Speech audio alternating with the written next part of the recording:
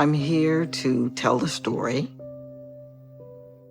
about how I was looking for Prince Charming and that journey that took me into darkness.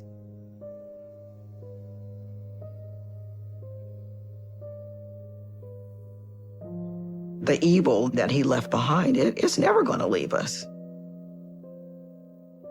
We have nightmares, we still do. And in our nightmares, we dream that he's back in the house with us, living like nothing ever happened. I really didn't know the person that I married. He was a sociopath. He was terror just waiting to happen. But I didn't know that. I pursued a fairy tale and happened upon a nightmare. I look back, there are so many signs that I could put together that would culminate in him becoming the monster that he was. But my greatest mistake was judging a book by its cover. I saw what I wanted to see.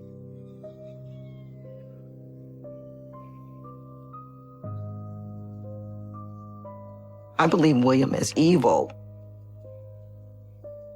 I think forgiveness should be granted to those people who show remorse.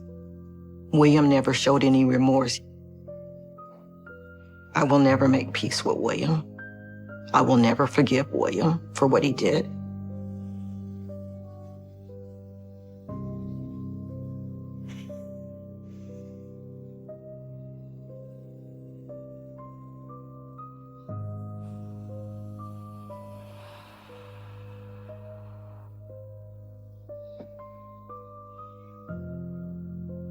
Well, I really had my eye on William. William was very handsome. He was very well-groomed, with the red sweater, with the nice pants, with the crease just perfect. But I had a little something in my heart for him. A little puppy love, maybe.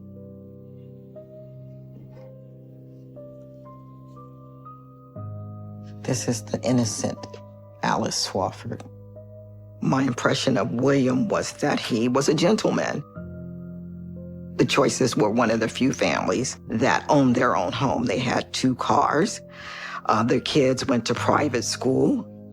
I automatically assumed he's smarter, he's well-spoken. He's got to be a good person. I looked for the Prince Charming, and I gave him that status. I wanted the fairy tale life.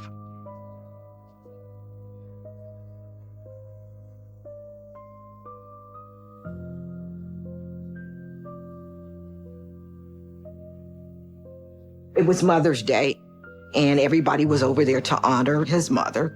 Everything was going good. People were happy, eating good food and making good conversation.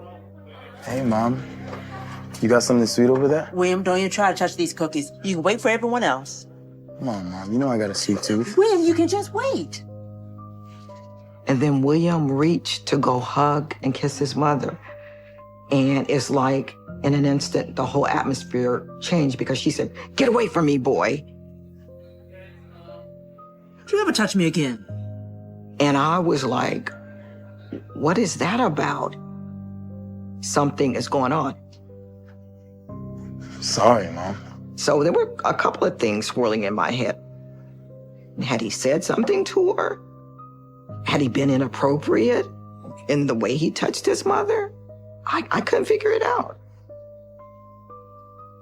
And he didn't offer any answers. His mystery just, even though it got deeper and weird, there was just something about him that I felt like I needed to figure out.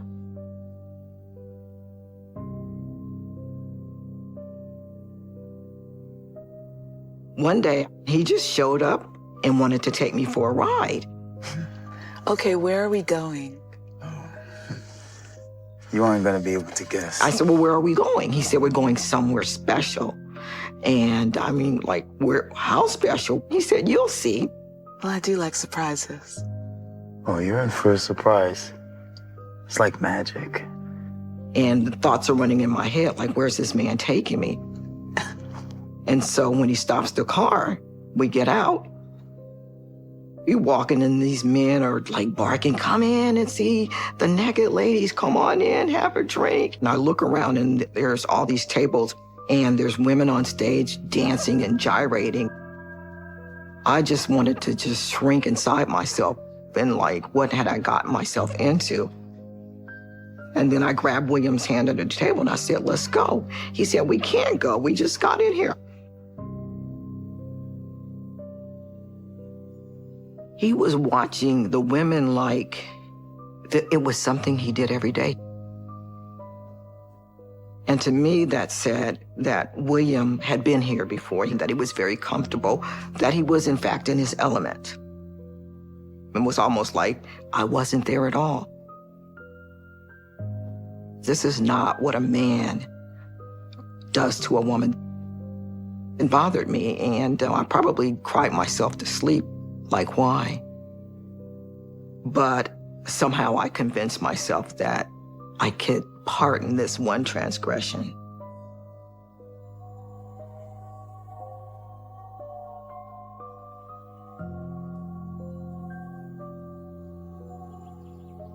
Hey, boo.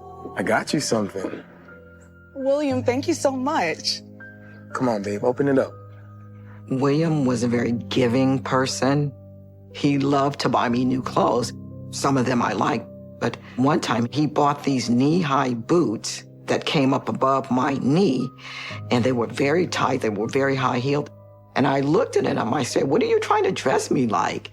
He said, what do you mean? I said, this is stuff a prostitute would wear. I'm not a prostitute. It was also important to him that every morning when I woke up, I get up and put on red lipstick. Even before I combed my hair or took a bath or anything, he wanted me with red lipstick on.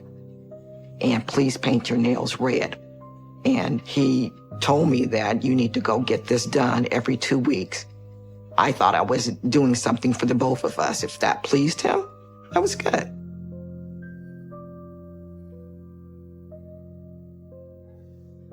And he looked and he said, they're my friends. I said, what do you mean they're your friends? He's like, well, they're human like anybody else and they can be friends. I said, well, that doesn't make sense. You can't just talk to those women and expect me to stand there. Babe, they're just people. They're prostitutes, William. Why would you want to socialize with prostitutes? And he said, oh, you're just putting too much on it. You need to treat me with respect. If I would have put that situation together about him saying the prostitutes were friends, him taking me to the strip club, I should have just chalked him up as somebody that was unsalvageable. But I didn't.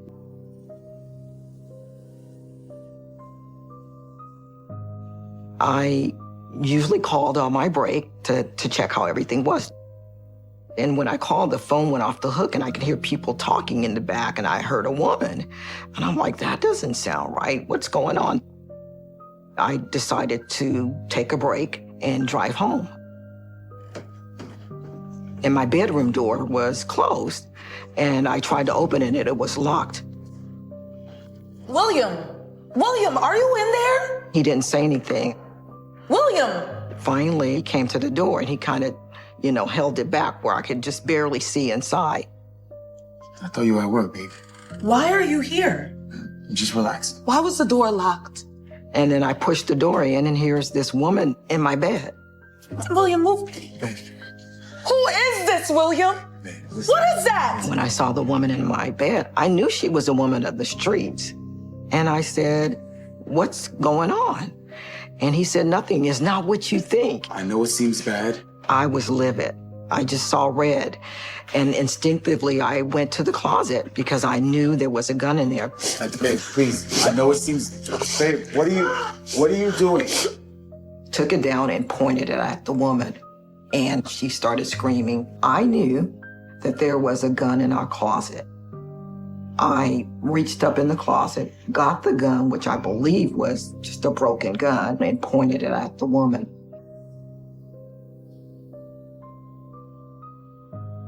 I was livid.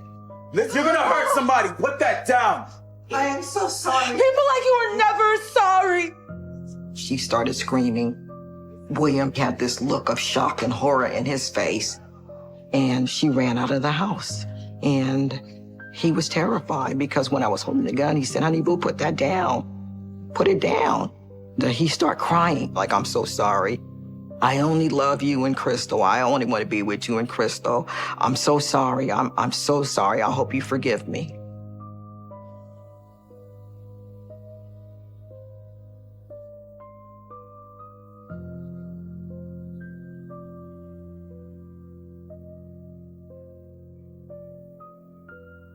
This picture is of Crystal and her dad. And he wanted me to take a picture of him and his daughter. And Crystal seems really happy to be there, and he's happy. After all of this, you still married him? I still married him.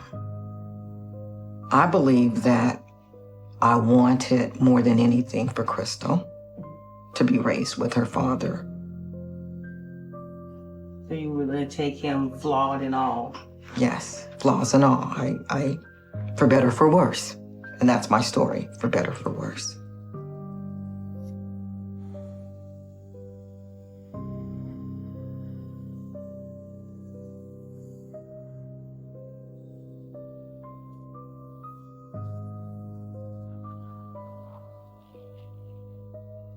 He had this compulsion to buy or rent videos that were X-rated. But I didn't look at it as something that was so bizarre, because at the time, a lot of men were doing it.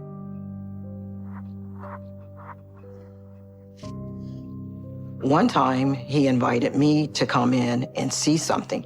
And I relented and said, okay. And I went in and I saw this video that just made me want to be sick to my stomach. What are you watching, babe? It's a little something to spice things up. It was horrible. It was something like I had never seen it. And she was just screaming. Knowing he had a wife and he had a daughter, how could you watch a woman, I'm thinking, be violated like that? You're sick, William. You're disgusting.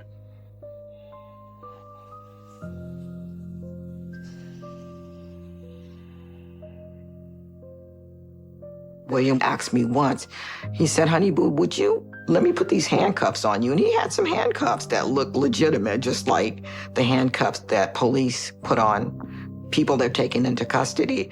And I said, "No way you're going to put those handcuffs on me." What I realized in retrospect is there was nothing I could do to satisfy William. I would have to go to the extreme sexually to come out of my comfort zone, to be in this weird zone that he seemed to be in.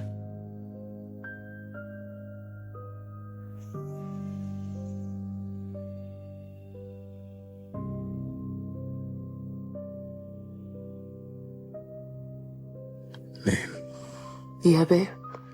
can I tell you something? Sure. Yeah. We share everything. Come on. He said, "I always wondered what it would be like to have sex with my mother." He said, "Well, no, I'm not saying that." He tried to take it back. He said, "Oh, I'm just talking. I was just thinking, and don't take it serious. Don't put too much on it." Forget I said anything. I was just dreaming.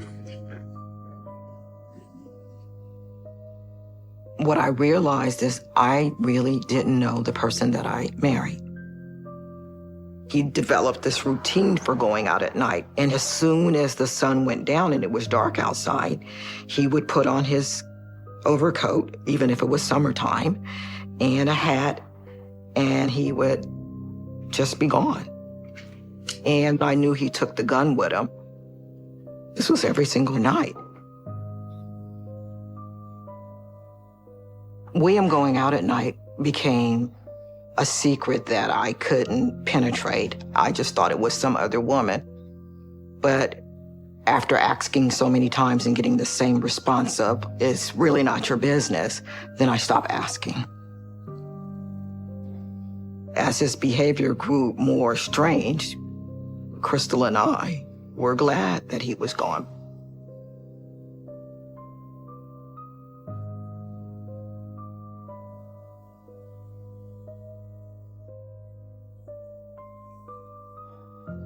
It was Easter weekend. He walked out the door that Friday at 7 o'clock, and I just expected that I would see him back that night when I returned. Sunday morning came, William was still not at home. I just stayed home all day waiting for the phone to ring, and there was no ring. Late in the evening on Sunday, he comes through the door.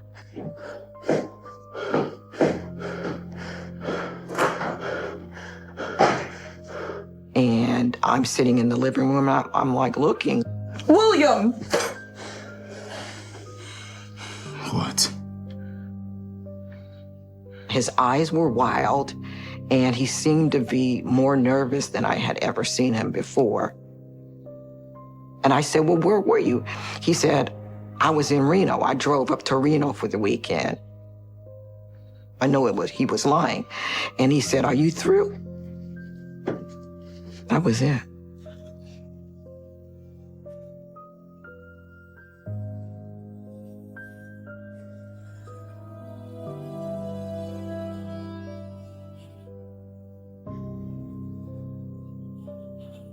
I just screamed. I was just like in terror, it was just the sickest thing I ever saw. Talking about it, digging back into the past. So.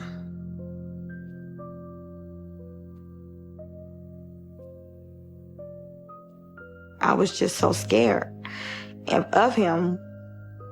I spent a lot of time with my dad, and for me, he was just a monster.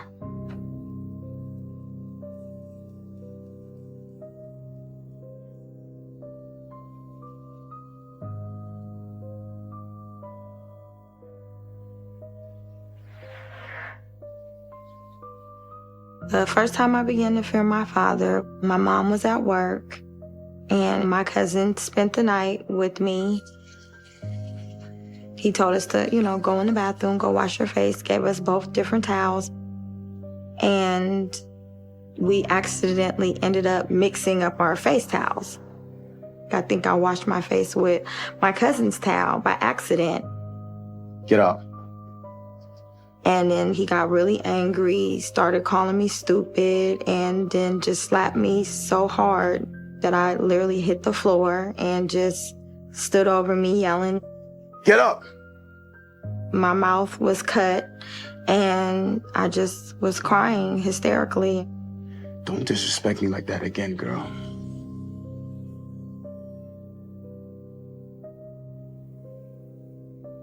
I just kept looking down at the ground, and I just couldn't believe that he slapped me that hard. I couldn't even believe he put his hands on me that hard over something that was an accident.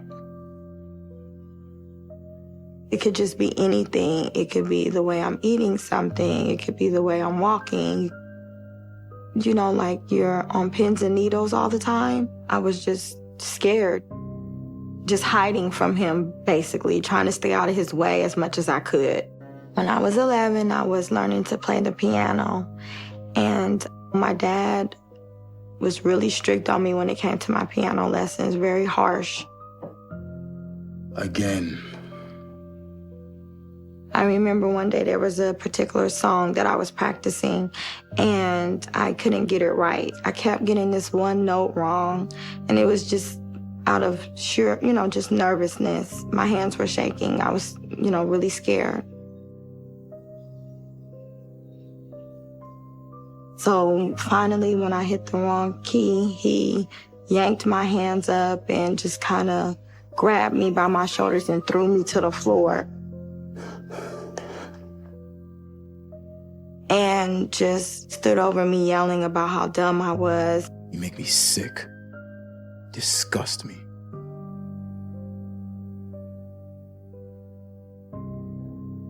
There was an incident with my dad where I had my favorite doll that my mother bought for me. Her name was Molly, and this doll went everywhere with me, slept in the bed with me. Like, this was like my little sister. Can I stop? Okay. I'm about to cry. I don't want to cry on camera.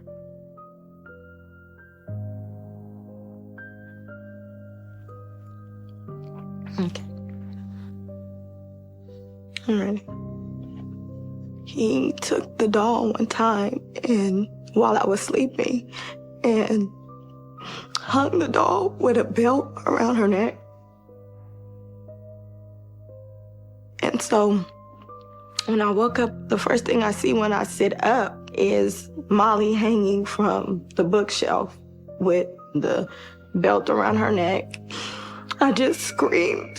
I was just like in terror, it was just the sickest thing I ever saw. Just kept saying, your doll is dead and I killed your doll and now what are you gonna do now? You have a dead doll, Molly is dead. And he was just laughing, like he made sure he was in the room when I woke up screaming and he was just laughing.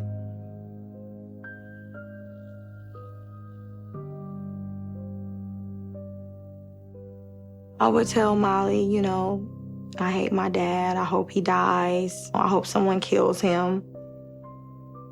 At least I know if I told the doll, it wasn't going to get out. I would sit there for hours and just stare out the window, just praying to God, to get my mom home safe. Because if something happened to her, then I would be stuck with him the rest of my life by myself.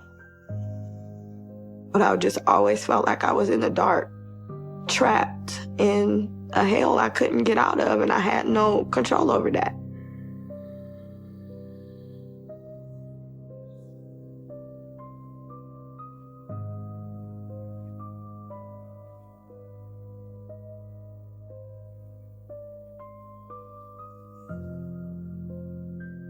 We had this big Victorian, it was 3 stories, and we had this big picture window. It was like right across from the window in our neighbor's house.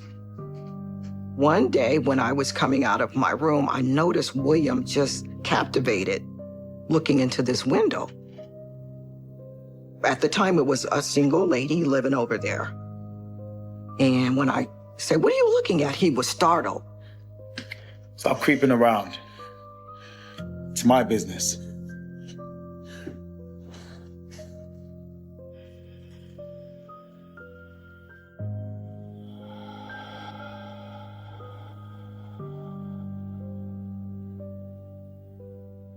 I had a pager at all times, and my daughter was told, "You can contact me anytime." So I get a beep from my daughter, and I call her back right away because it said 911. Well, 911 means it's an emergency. Hello, Crystal? And so when I called her back, I said, "Well, what's going on, Crystal?" She said, "Mom, Dad didn't let me go to school today, and he's acting very weird." At this point, I was just terrified because I didn't know what was going on. You just stay in your room, okay? My heart, it would not stop beating. I thought it was going to come out of my chest. Hello, Crystal? Mom, I think something's wrong with Dad. My heart was it would not stop beating. I thought it was going to come out of my chest. She said, "Mom, Dad didn't let me go to school today, and he's acting very weird." I said, "What do you mean weird?" She said, "Well, he's pacing up and down the stairs, and he had a mask on." You just stay in your room, okay? Okay. Call me if you need anything else, okay, baby? Okay, Mom. At this point, I was just terrified because I didn't know what was going on. She called my pager again, and it said 911. And my heart was beating. And I went and I called her back, and she said, "Mommy, the police are outside." What do you mean outside? Where? She said, "In front of our house." She said, "The lady next door jumped out the window." I said, she jumped out the window." What?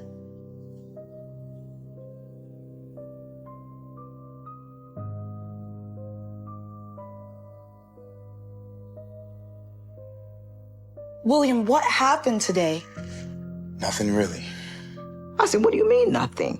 Crystal said that the lady next door jumped out the window. He said, oh, she did. She jumped out the window. They said that maybe it was a burglar or something, but I don't know anything about it.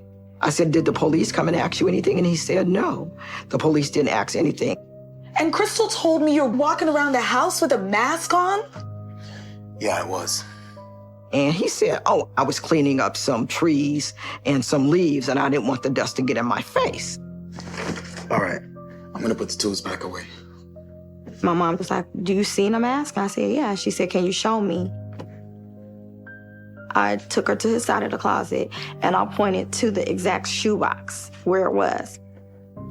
Okay, baby, go on downstairs, okay? My mom told me, okay, to go, leave out the room.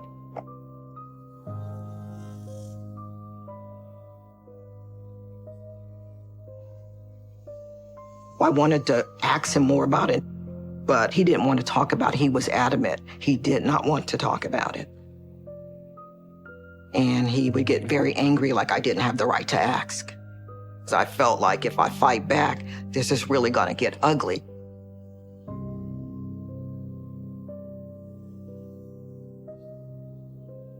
One night, William came home after he had been out on his ritual walk with the gun and the coat. He came and he's like, where's the food? I said, there is no food. Crystal and I had the last of the leftovers. Oh, I didn't know you were gonna be home tonight.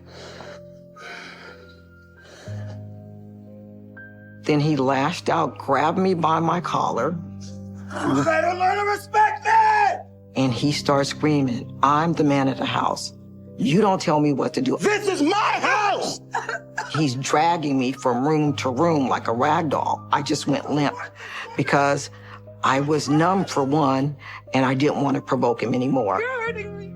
I was terrorized. What's wrong with you? I didn't even recognize him. Even his voice had a growly kind of tone to it, like he was another person. Like he just pulled up some evil personality from within him and was showing it to me for the first time. Please stop. Please.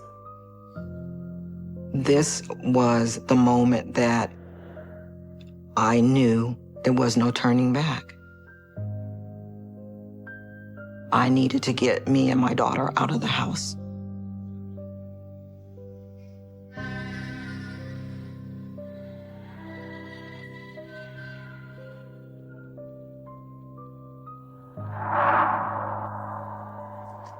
I walked towards the closet to get my shoes. He was sitting on the bed. Over his hands, on his lap, he had a white towel, but I could see that there was a gun sticking out from under the towel. And he didn't even acknowledge that I was there. He did not look. He just stared straight ahead. I was shaken. It flashed in my mind, he's gonna kill us. He's got that gun because he's gonna kill us. And I just remember just being scared and just really thinking he was really going to kill us. Crystal, go get your bag. He's staring straight at the wall like he's in a trance. I did not sense that he looked at me, that he flickered, that he moved or anything. I did not say one word to William. I just quietly got my shoes and I left.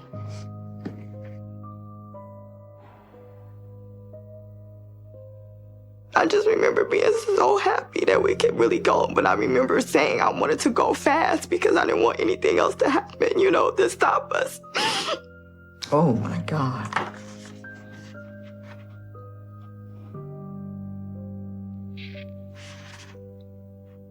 This is the face I saw when William was dragging me around the house screaming. This is the face of anger of somebody who is deeply, deeply infected with evil. Deeply infected with evil. But his eyes are just, they look like they belong to another person. Scary.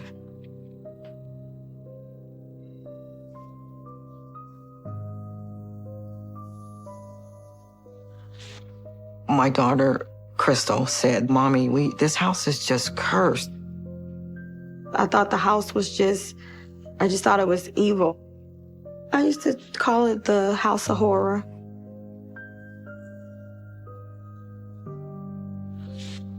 I didn't know that when he was sitting on the bed with the gun, that he had already killed somebody with that gun. We have nightmares, we still do. And in our nightmares, we dream that he's back in the house with us, living like nothing ever happened. And so I'm always connected to this person, and no matter what I do, even if I change my last name or if I don't talk to him, I'm still very much reminded he is my father.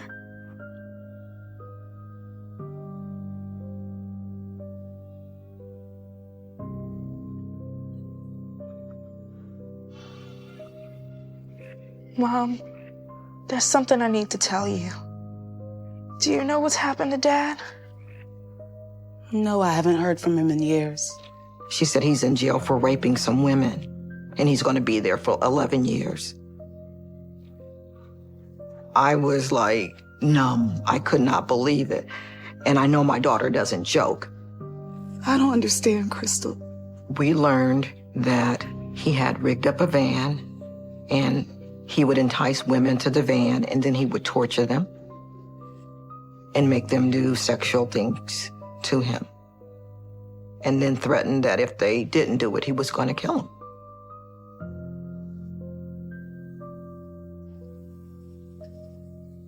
It made sense that he led a secret life, but the extent and the darkness of that secrecy it suddenly came to light that all this time while he was out, he was preying on women.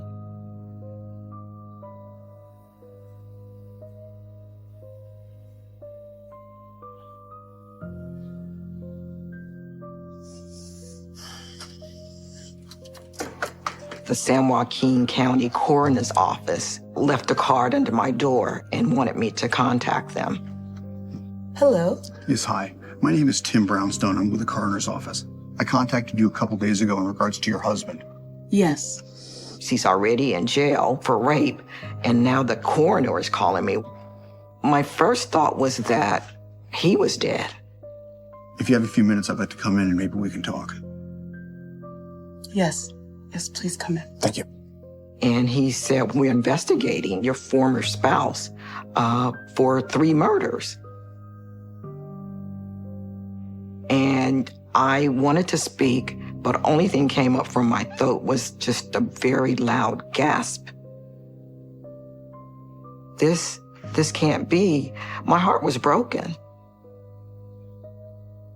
My heart was broken because I wish that I had known that he was capable of this. I wish that I had the foresight or the insight to see that he was a budding serial killer.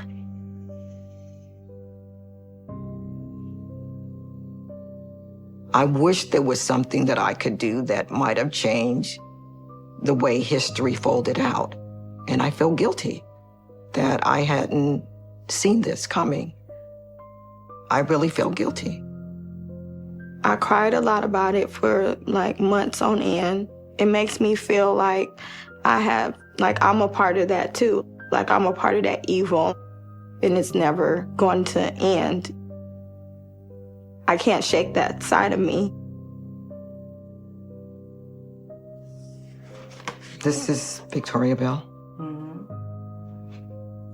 How unassuming she had to be to not know she was bringing herself into the proximity of a murderer. That's the worst kind of monster. Is the kind that present themselves as something that is benign, harmless, welcoming, and yet he can get her in the car and torture and murder her, ultimately murder her. She was murdered that Easter. That Easter. When they told me that he murdered somebody in 1988, his attorney, I said, was it in April? She said, yes, how do you know? And I said, I know because this is one of the strangest times in our lives when William actually was gone for a whole weekend and I had no insight about his whereabouts.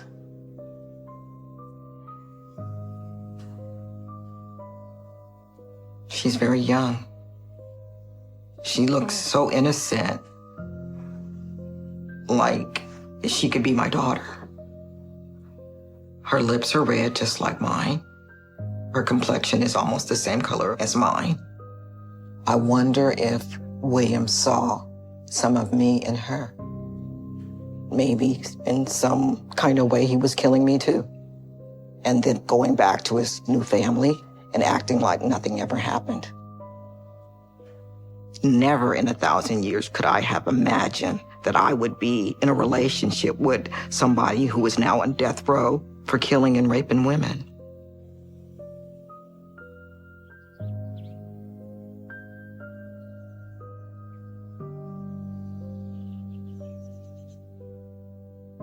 A lot of people felt like I should have known that my husband was a rapist and a murderer, that how could I be so oblivious as not to see that this man was doing horrible things? It's just hard to forgive myself for not looking closer. It's really hard to live with that. To the victims, I would say, I'm so sorry. I am so sorry.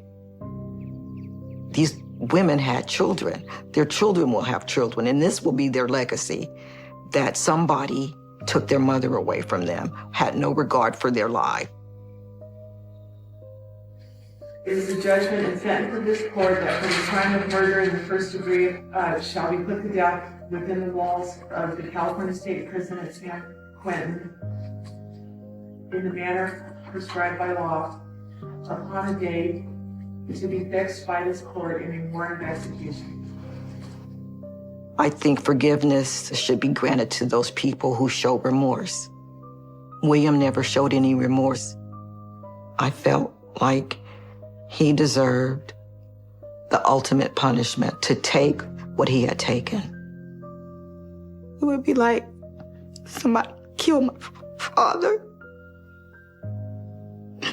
Even though he's bad, I don't think I want to see him suffer like that.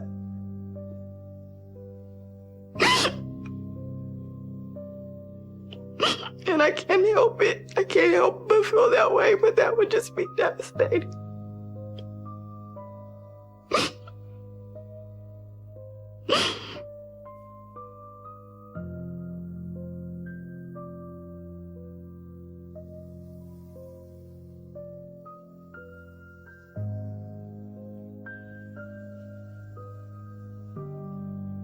I feel that evil didn't win because I didn't turn out like my dad. Even when I was a little girl, I would always say, when I have a little kid, and I'm gonna be a loving mom, I'm gonna raise my child differently, I'm going to protect them. And I did. And for whoever sees this, Crystal and I together on this program will know that there's nothing that a mother and daughter can't do together. There's nothing we can't overcome and conquer because we have each other.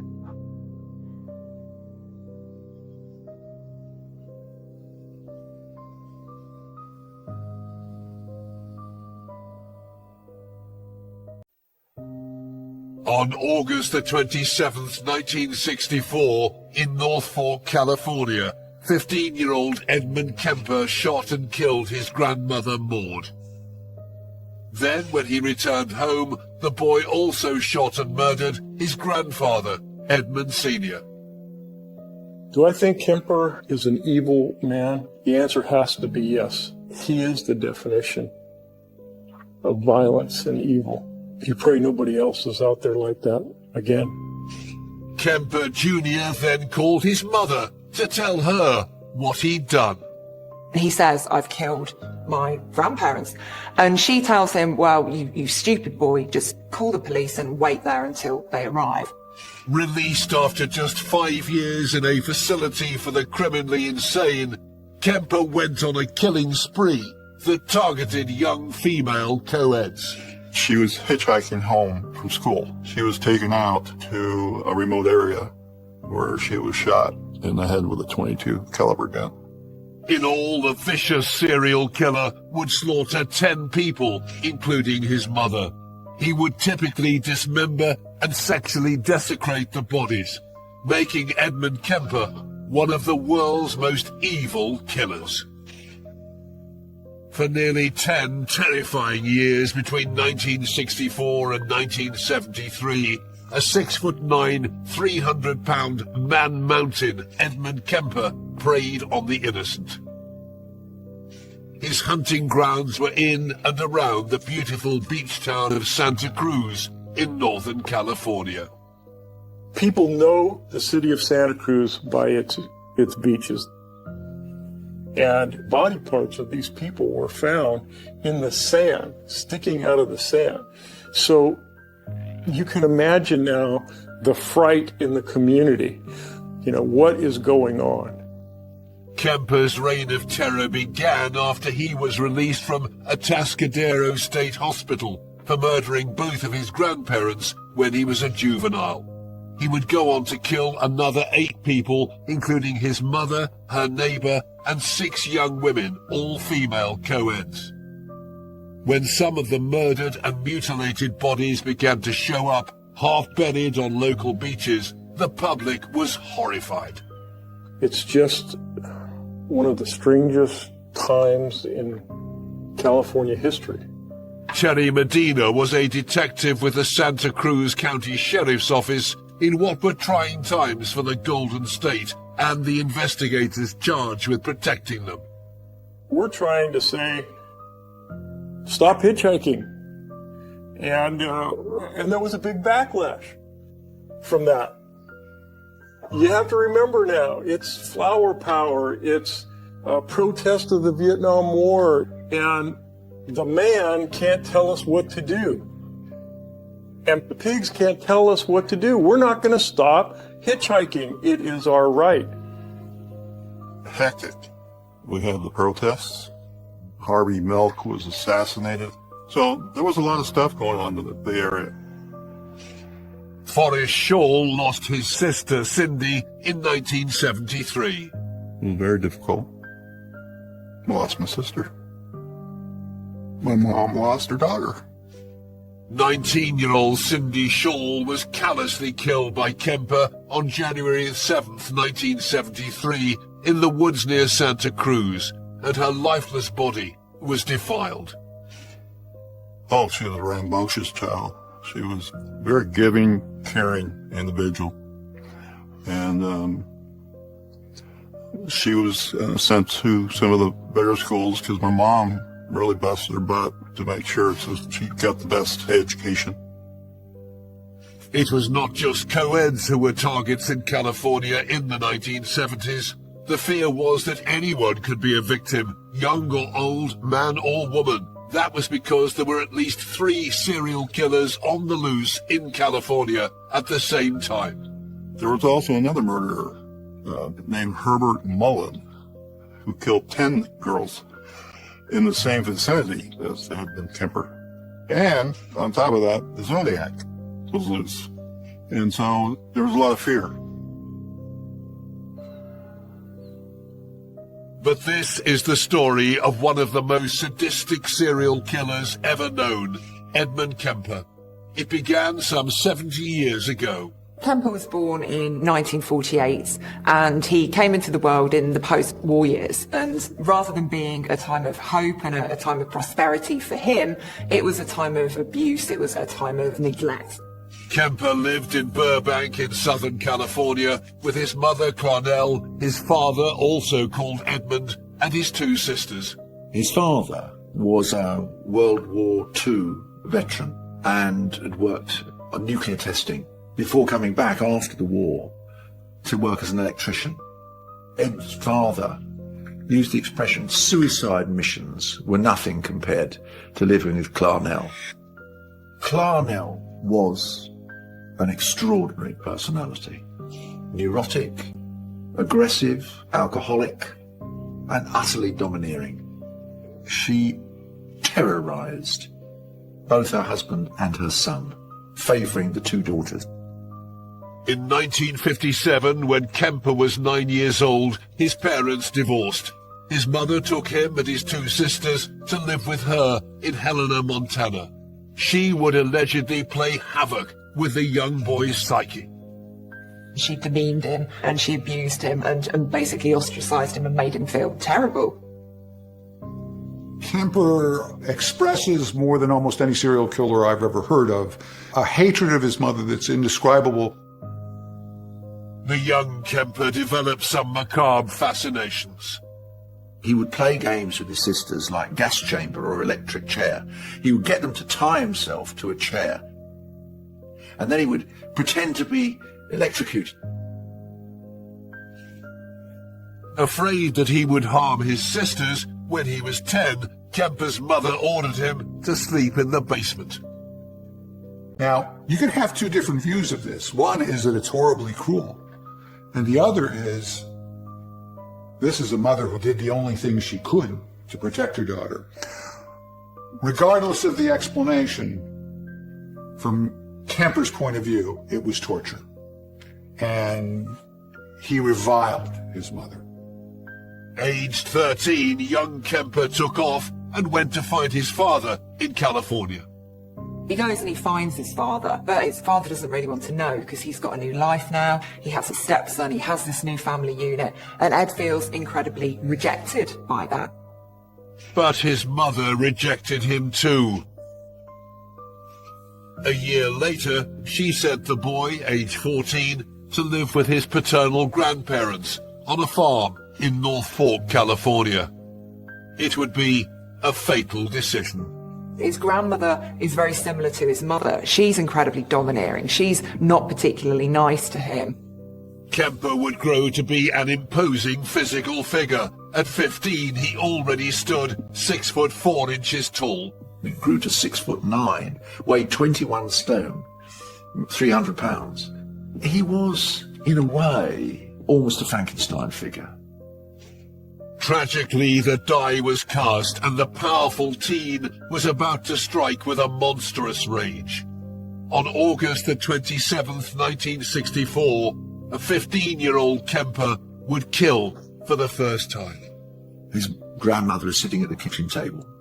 Without really any warning, Kemper goes and fetches a rifle, which is in the house, and shoots her.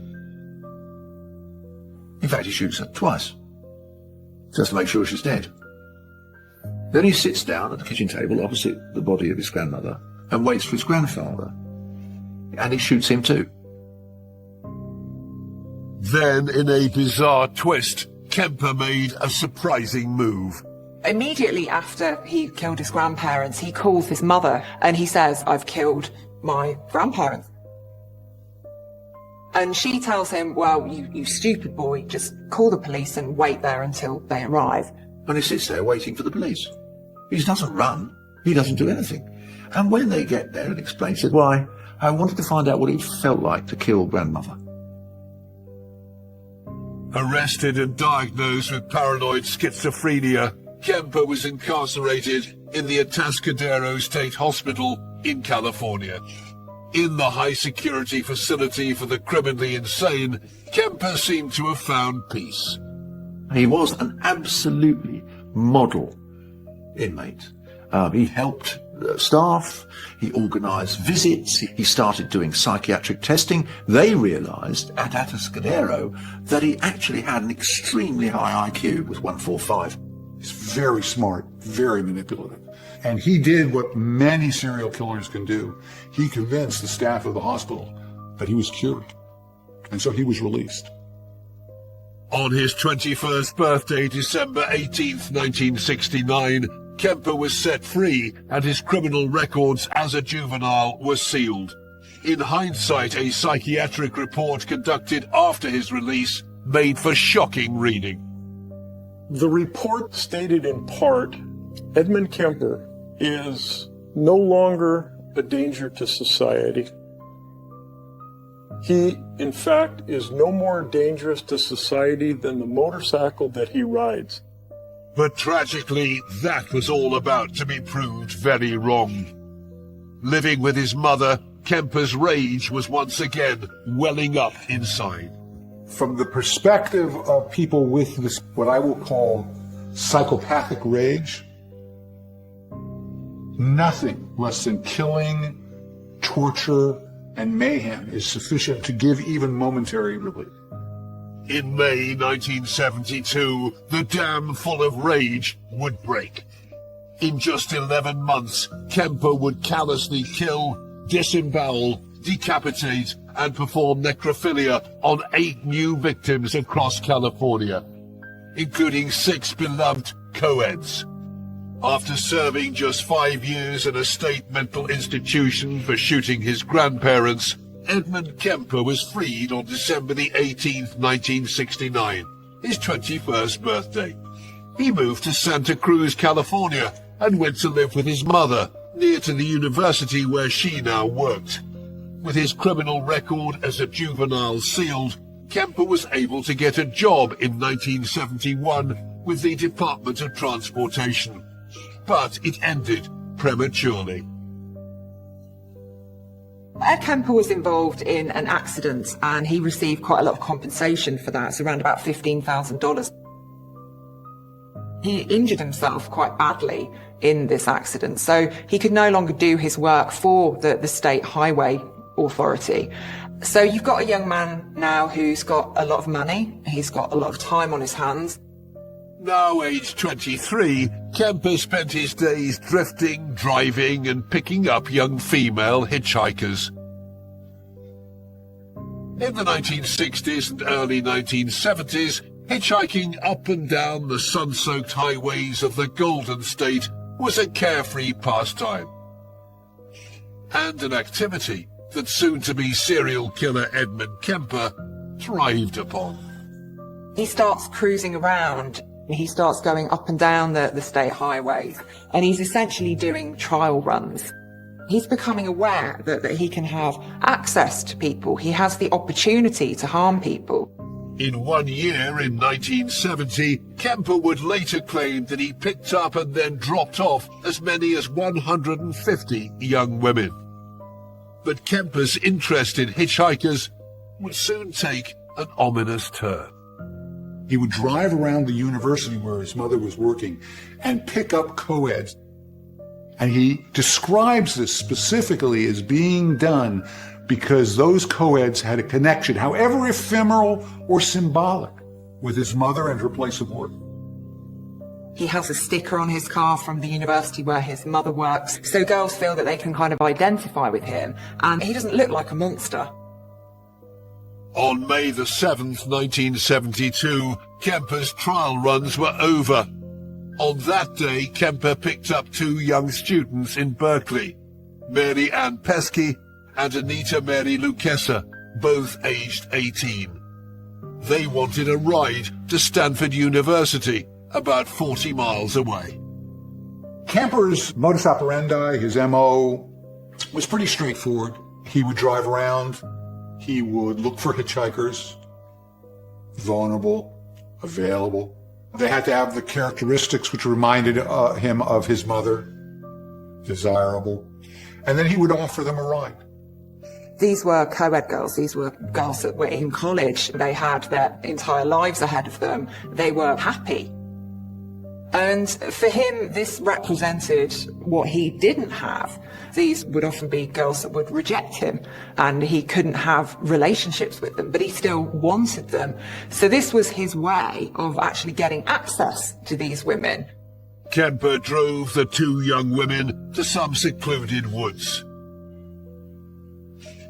The big 300-pound man then got them out of the car and handcuffed both of them. Kemper then put one of the women, still alive, in the trunk of the car, while he killed her friend. Often he'll say to them, I'm not going to kill you, in order to placate them and make sure that they don't make a fuss and try and run away. And then he does murder them, and then he has sex with their dead bodies. Kemper stabbed, then suffocated each girl in turn to death. He then put the bodies in the trunk of his Ford Galaxy and took them home to the apartment he'd now rented near to Santa Cruz University. There, he dismembered the bodies and gratified himself with the lifeless corpses. The horrifying aspect of Kemper now is that his sexuality is completely deformed.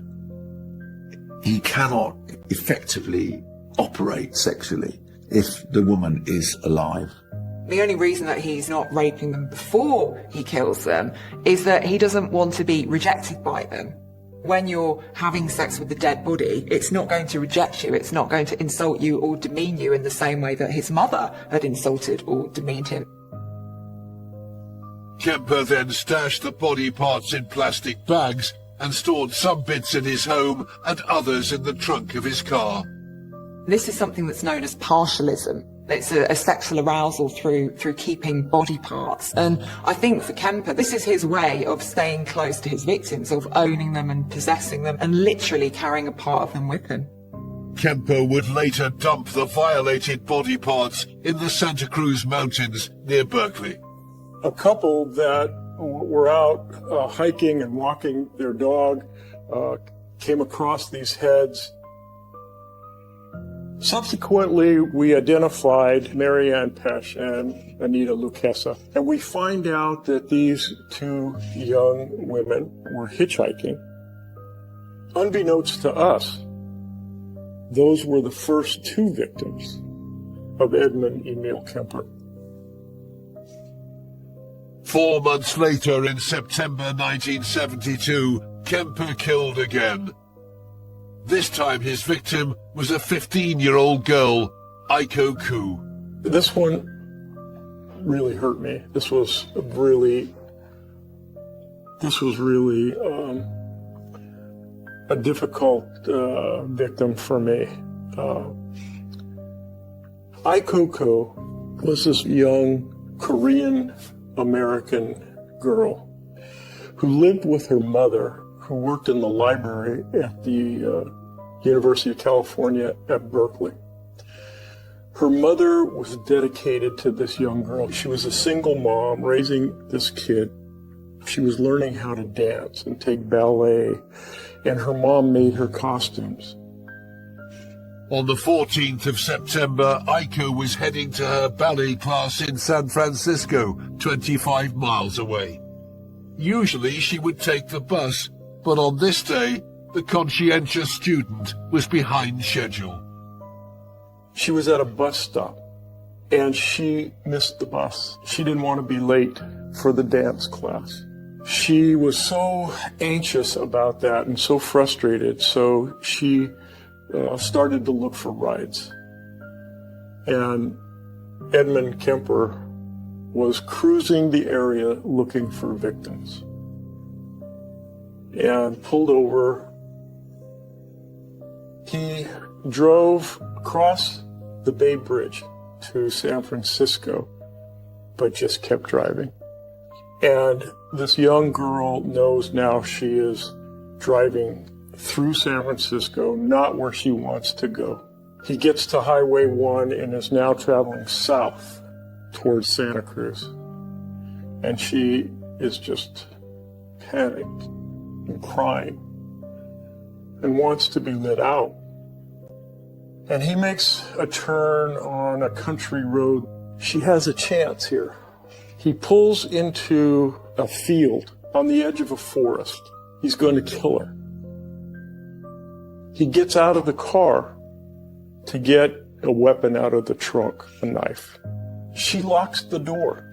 She locks him out of the car, but she doesn't know how to start the car, let alone drive the car.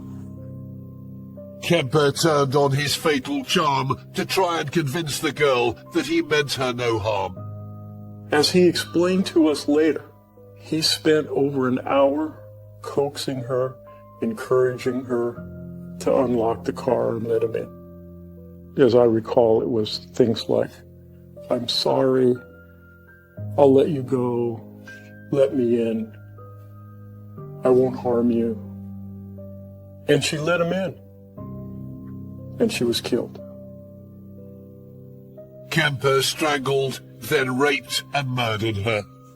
He took the lifeless body back to his apartment, where, as he later detailed, he cut up the body and had sex with the corpse. Women were a source of rage. They became a focus of his sexuality. It evolved around death rather than around life. He didn't want to celebrate a relationship with a woman. He wanted to humiliate and to destroy a woman.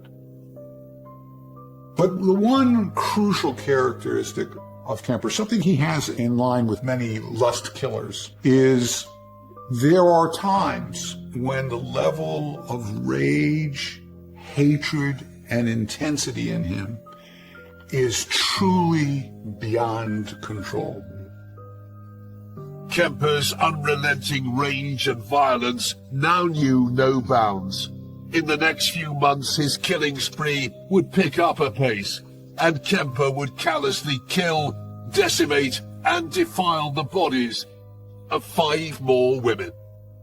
By September 1972, Edmund Kemper had killed and dismembered 5 innocent people. His paternal grandparents, 2 18-year-old university students, and a 15-year-old high school girl.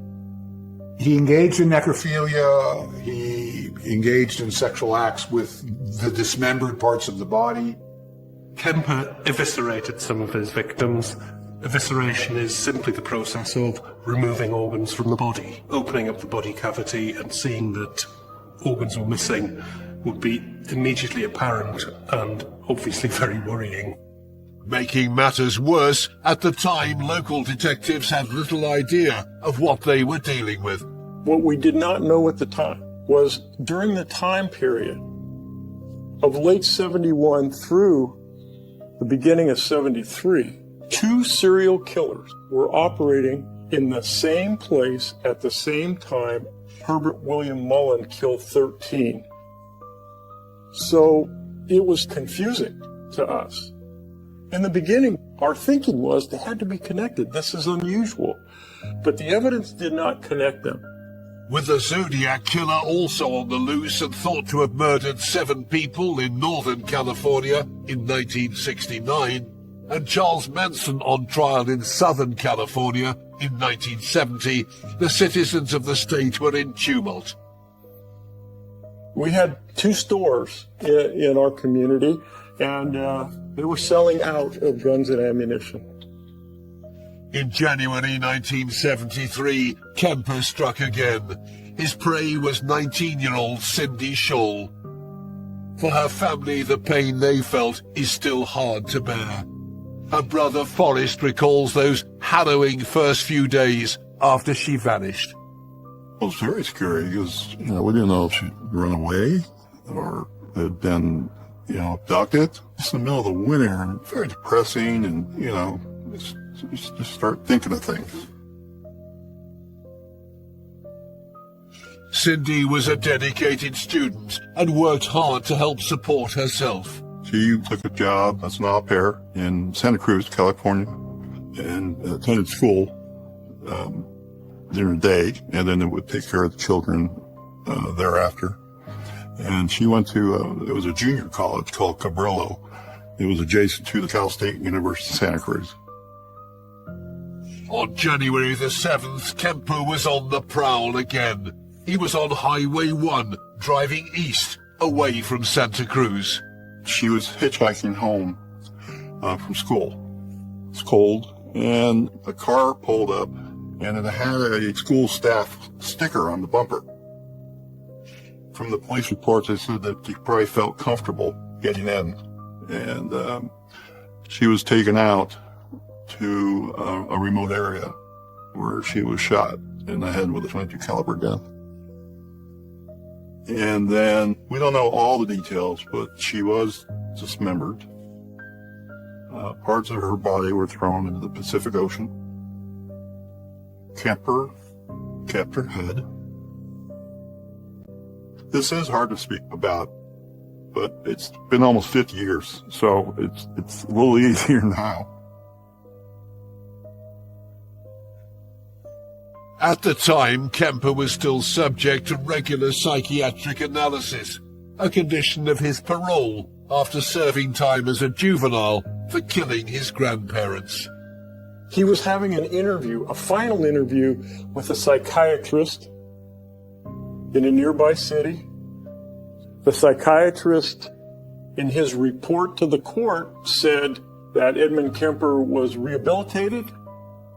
The problem with that whole thing, Cynthia Shaw's head was in a bag in the back seat of Edmund Kemper's car at the time of that interview with the psychiatrist.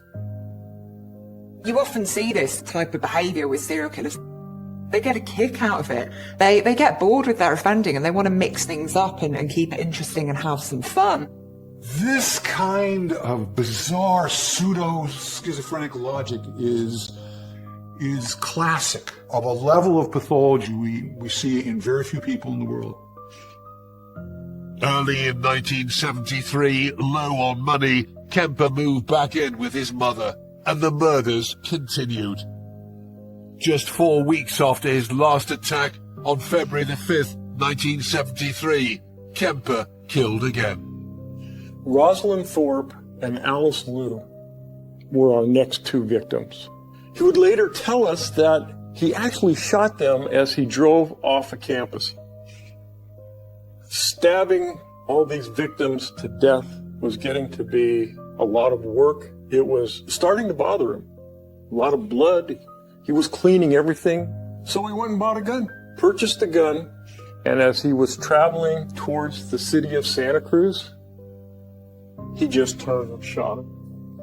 One was in the back seat, one was in the front seat.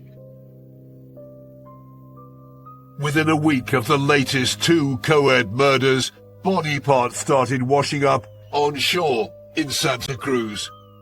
As time went along, we were finding body parts on Cowles Beach. Other parts were found down below Monterey between Carmel and Big Sur. And that started to create huge issues as we started to identify people, Cynthia Shaw, Aiko Ko, a number of young women. Clearly, there was a pattern in the co-eds. Number one, they're young student women. They are stabbed to death. They are dismembered, common. And all the investigators starting to focus on, okay, now this is one set of crimes. And the thread that weaved between them was hitchhiking.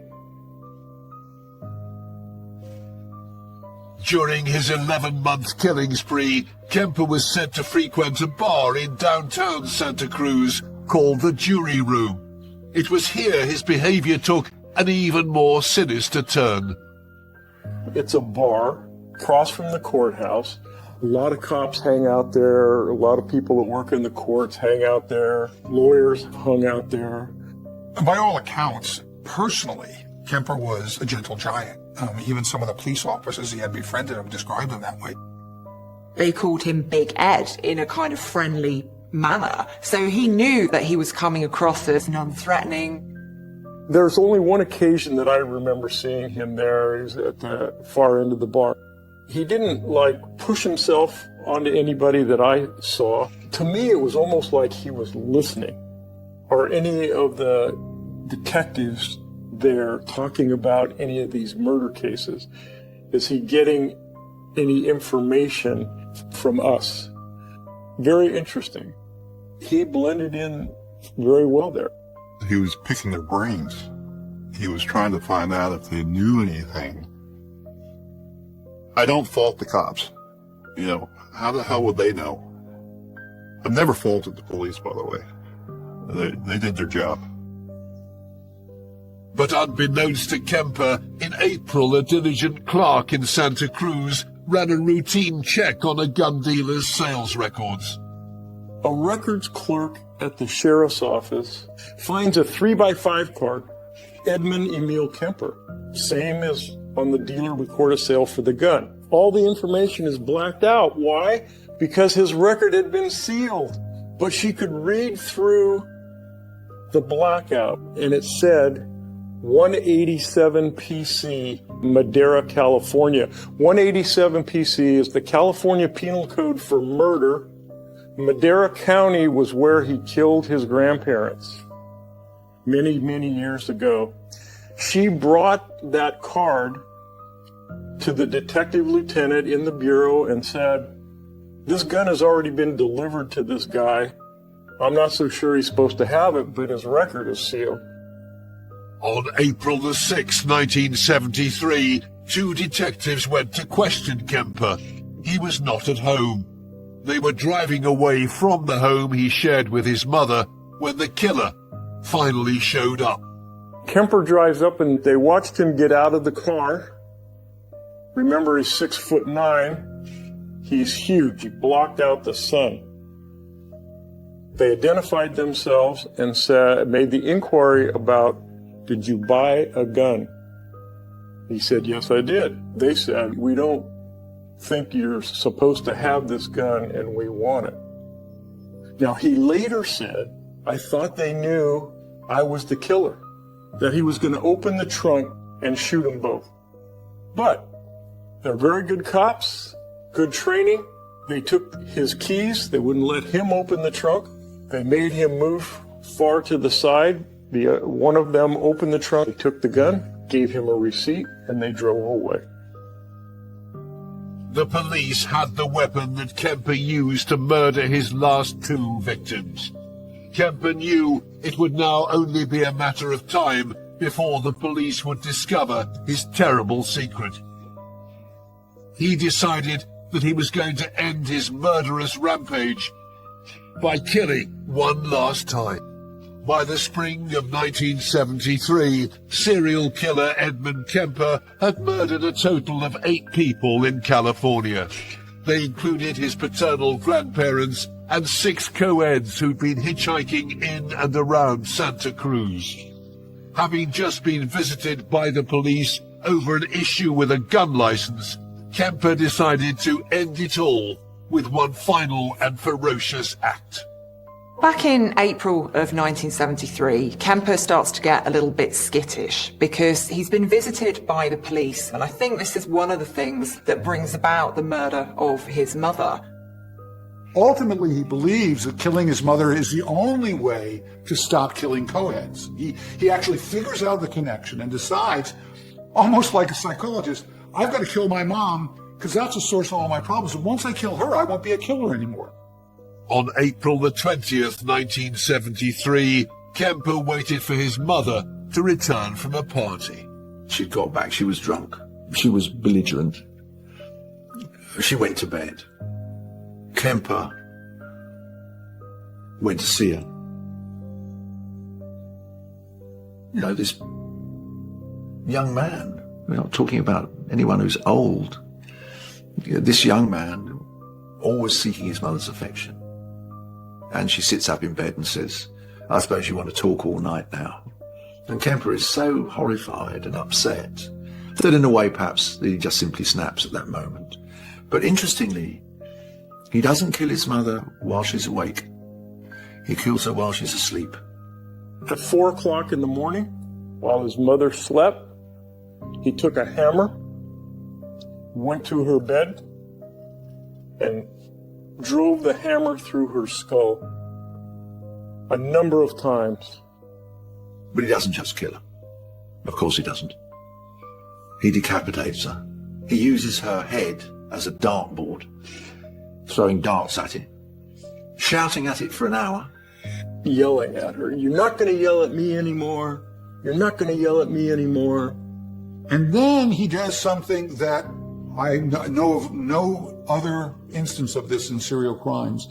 He cuts open her neck, takes out her vocal cords. And remember, His mother's vocal cords were the offending organ because that's how she demeaned him. That's how she criticized him. And he took her vocal cords and put it down the garbage disposal.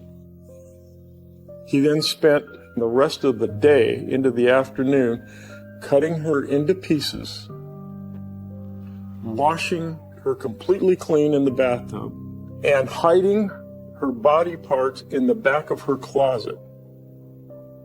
But killing his 52-year-old mother and desecrating her body was not to be the end of his cruel crimes.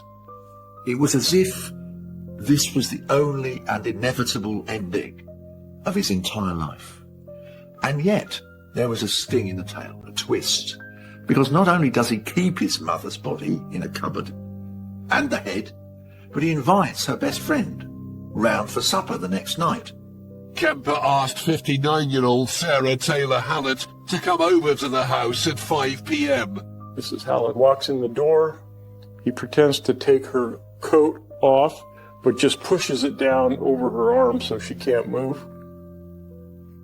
Bludgeons her to death with his fists, stuffs her in the front closet. His car is already packed, and off he goes until he gets to Pueblo, Colorado. After Kemper has killed his mother and his mother's friend, he goes on the run for around about 4 days. He takes the car that belonged to his mother's friend. He decides he's going to make a getaway.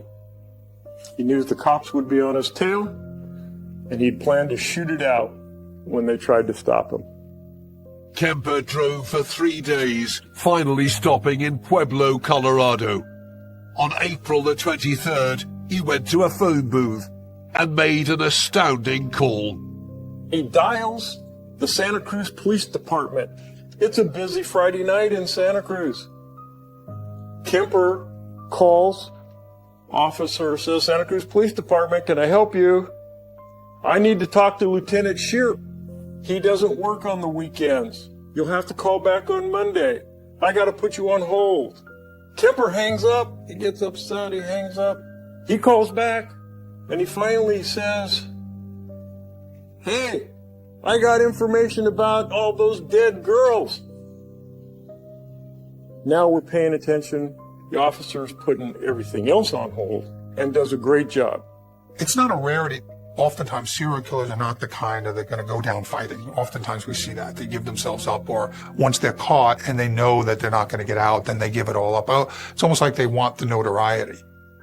The local police arrived to arrest the man who had just confessed to being the notorious co-ed killer. Kemper takes up the entire phone booth. They get him into custody, put a hold on him, and the story now starts to get filled in and unraveled. We sent the district attorney investigator, and my partner, Detective Alufi. They flew to Colorado, rented a station wagon, and the four of them took 3 days to drive back to California. They started out by saying, Ed, can you tell us how all this started? And he sat there like I am sitting here. And he said, on such and such a date and such a time, I was in Berkeley, California. Kemper connects every dot to every single case. He was so precise, we were able to link the evidence to his statements to the crime scenes. According to some analysts, after killing his mother, Kemper had lost his murderous purpose. He said later, I started feeling the folly of the whole damn thing. But he said, and I think more tellingly, the original purpose was gone. And that was, of course, Clarnell. Given how dysfunctional Kemper's relationship with his mother was, I think that perhaps had it been different, then Ed Kemper maybe wouldn't have gone on to kill all of the people that he did. So I think that Kemper's mother, she started writing the story of the serial killer, but Kemper finished that. On May the 7th, 1973, Kemper was indicted for the 8 murders he had confessed to. His trial began 5 months later, on October the 23rd that year. But there was a twist in the case. Edmund Kemper pleaded not guilty. He had a great law team. They hired one of the best forensic psychiatrists in California, if not the United States. I gotta say, they put on a great defense. He's all too aware that actually life in a state mental hospital is more favourable than life in prison. So he's making quite a calculated decision here to plead insanity, but he wasn't fooling anyone at this point in time. It's not our first rodeo. I've been to court 1,000 times. You know what's coming. You know how a case is going to be attacked. On the prosecution side, we just keep putting the evidence in front of the jury, how it connects to Edmund Kemper. It came down to really his state of mind. After just 5 hours of deliberation, on November the 8th, 1973, the jury declared Edmund Kemper sane and found him guilty of first-degree murder on all 8 counts. He was given 7 years to life on each count, and the terms are being served concurrently. Edmund Kemper is still in prison as we speak. He's where he's supposed to be, and society's better off for that. And I hope he never gets out. It didn't give me closure. I'm not sure if it gave me peace. And you can cut this out, but I could write a letter to him right now saying, "Dear Ed, fuck you." Do I think Kemper is an evil man? The answer has to be yes. When I think of Ikoko, when I think of his mother, no matter how he appeared outwardly, he is the definition of violence and evil. You pray nobody else is out there like that again. Edmund Kemper is destined to die in prison. The senseless slaughter and unmitigated violence he used to kill 10 people, his grandparents, 6 co-eds, his mother and her friend, makes Edmund Kemper one of the world's most evil killers. One of the ways I measure my life now, about once a year, I stop and I think about where I'm at. Am I on the right track? Here's the question that I have to answer every year. Is the life I have now worth having killed for it?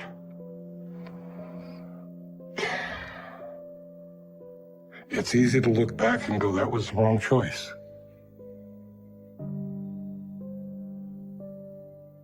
People talk about remorse and don't you feel bad about what happened? Yeah, I feel bad about what happened. I didn't have what I saw as a viable choice then.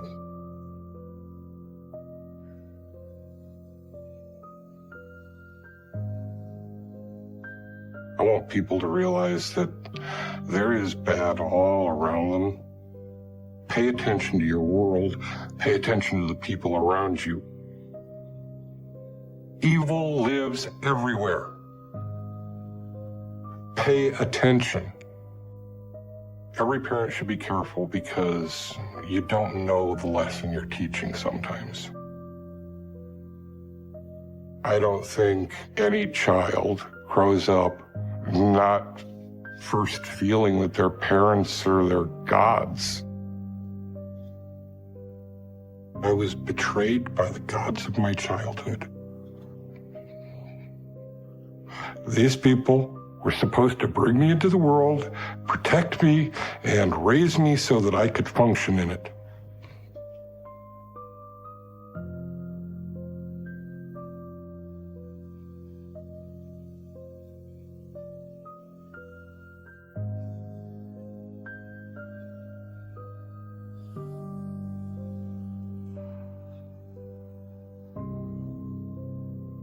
There were times life was fantastic.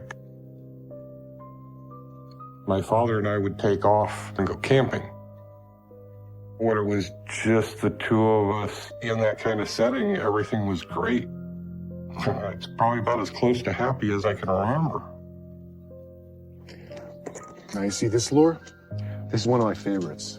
I've caught a lot of fish with this lure. But there was one time I said something that he took as being a, smart-mouthed answer. Get me that sleeping bag, all right? I'll get it when I'm done.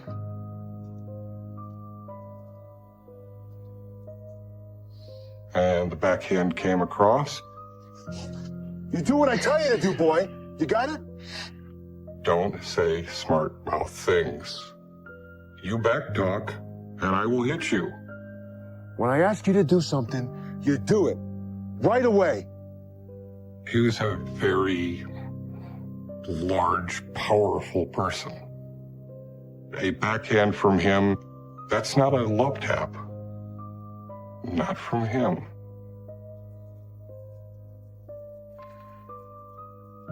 He thought of it as discipline. But at the same time, there were times we'd go out and everything's great, and it never occurs to me that this is anything other than my best friend.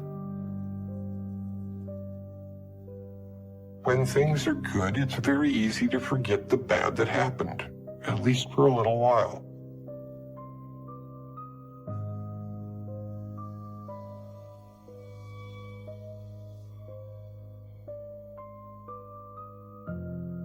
My brother was never expected to do anything. My father invested all of his effort in his number one son. I got all of the attention. But every year, the discipline becomes worse, and failure has constantly increasing costs.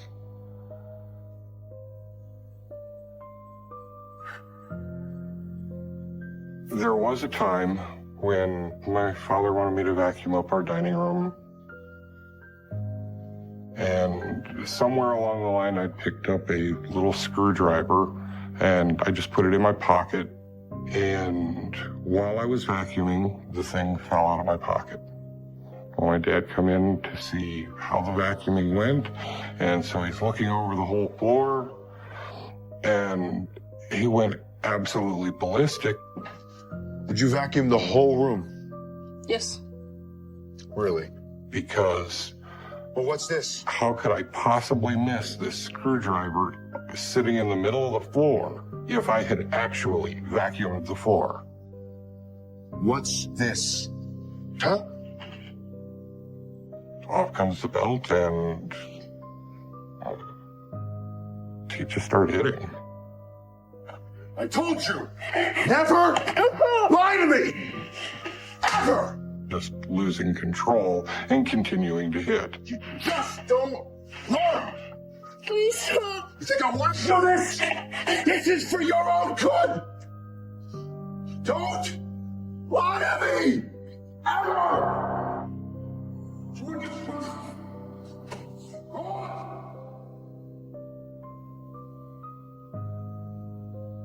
For my mother, typically, once that started, she would simply walk into another room and wait. It would be absolutely pointless for her to step in between, because the only thing that could happen at that point is her getting hit. It's for your own good.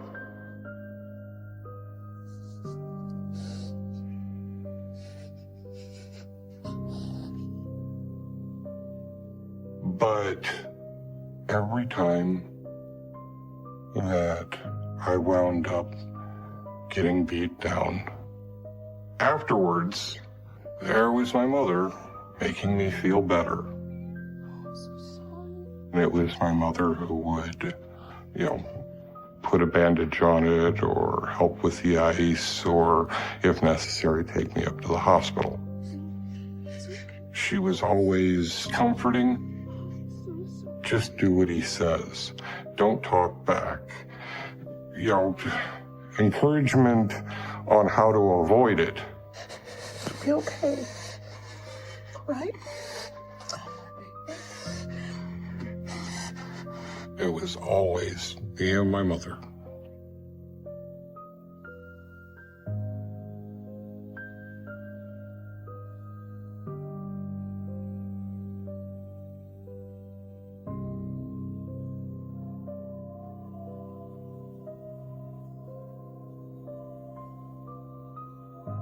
When I was in the 3rd grade, I failed a spelling report.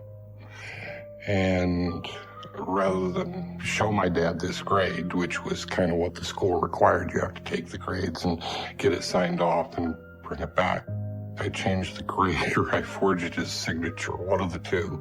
Took him back to school. And shortly thereafter, the principal, of course, dutifully got a hold of my father and let him know what the problem was. He was so mad.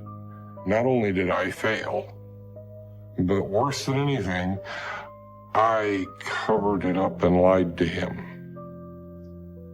And that absolutely required punishment. And it just kept going until I couldn't stand there anymore. He used me like a freaking piñata. All you really think about is just, please stop. Eventually, he just got out of breath and his arm got tired.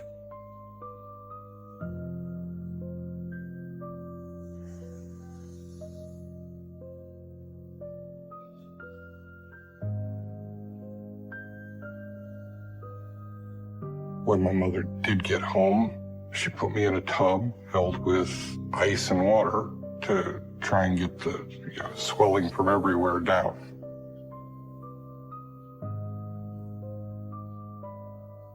He has to be stopped. Wouldn't it just be better if he was dead? Think how happy we would be. It's okay. It's gonna be all right, okay? Because you are strong. I'm sitting in the tub of ice, and I hurt, and I'm absolutely hating my father. And she's sitting there going, "You've got to do something about this. You can't keep going through this. Wouldn't it be better if he was dead?" Think how happy we would be.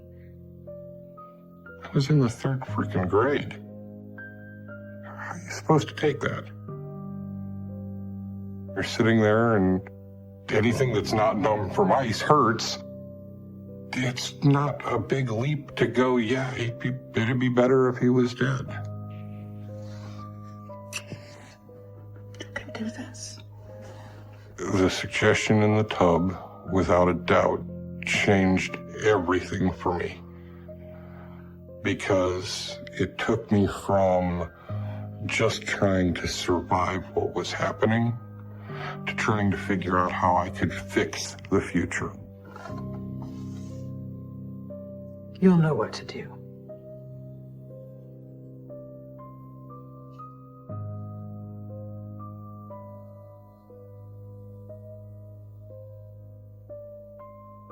After the bathtub, we sit down and had a little chat. Eric, come here. Come. She asked the question, how can we stop him? And that's what solidifies in my mind that I'm the one that needs to do this. I'm the one that needs to come up with a solution. Have you thought of anything yet? How to get rid of him? I don't know. And so we went through multiple scenarios and options. She would ask, out of all the ways that you could possibly kill him, what do you think is the best way? Okay, what do you need to do that?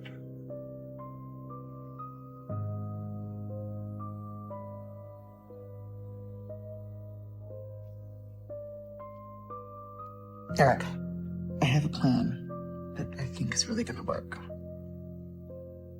He took a lot of vitamins.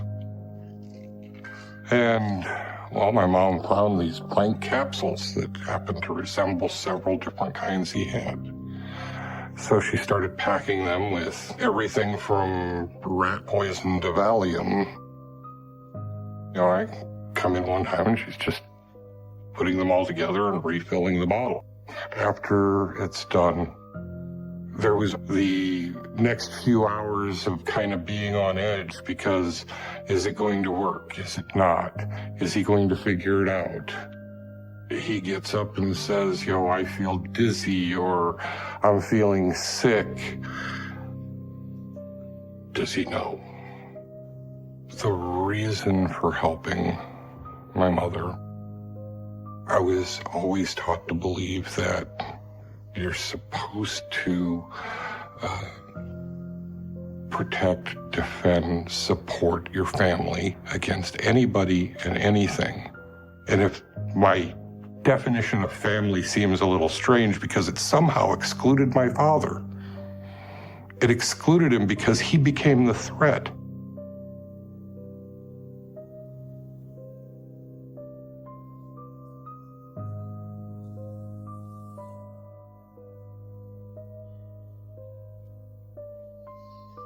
There were so many times that I walked in and she was spiking something, from mashed potatoes to cans of tuna.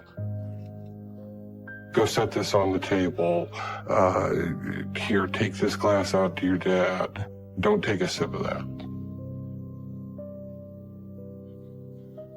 And then we would, you know, sit down at the table, have dinner, but do you use the gravy or what was it spiked with? And the mashed potatoes might be okay, but what's that white there? She went about trying to poison him for 7, 8 years. To keep doing that day in and day out requires a lot of patience and planning.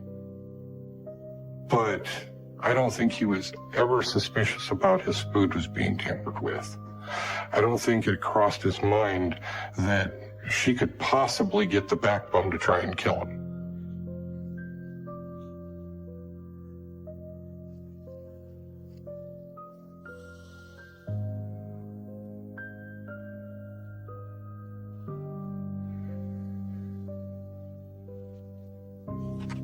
This just isn't working, Eric. It just isn't doing it.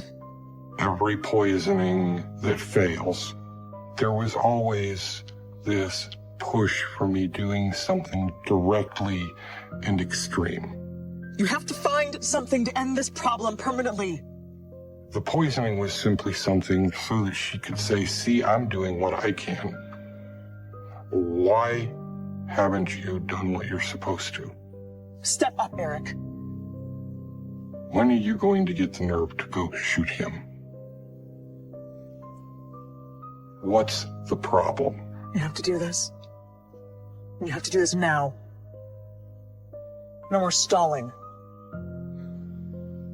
Why don't you hide behind the door so that he doesn't see it coming?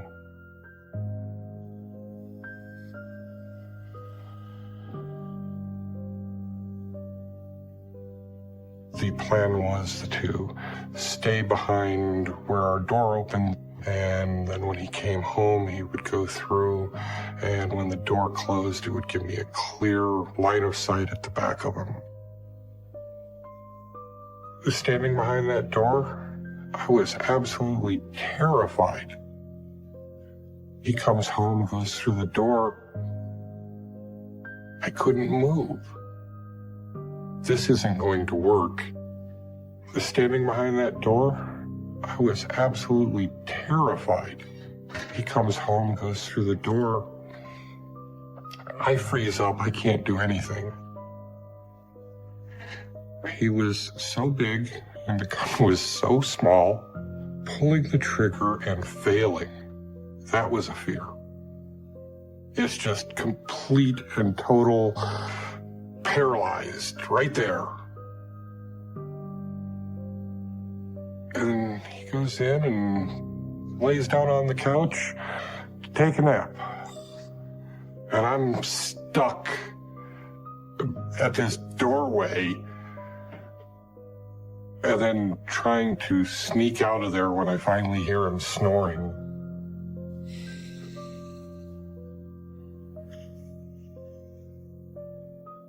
And I remember talking to my mom afterwards about that and her asking what happened and me trying to explain I just couldn't do it.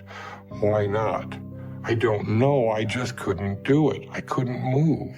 And she basically just talked me through calming down and reassured me that it'd be a better day tomorrow. We'll do this. We'll do it together.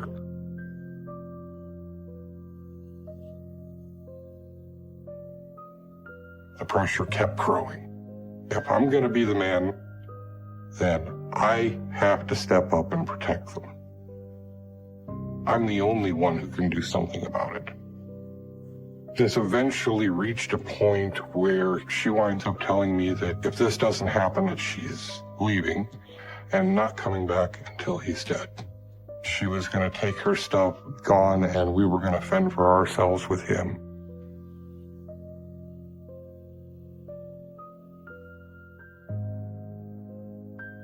On the night he died, it finally comes down to she leaves. And then there was a phone call. I'm going to be back in about 10 or 15 minutes. And if he's not dead, I'm leaving. It's dead. I'm done.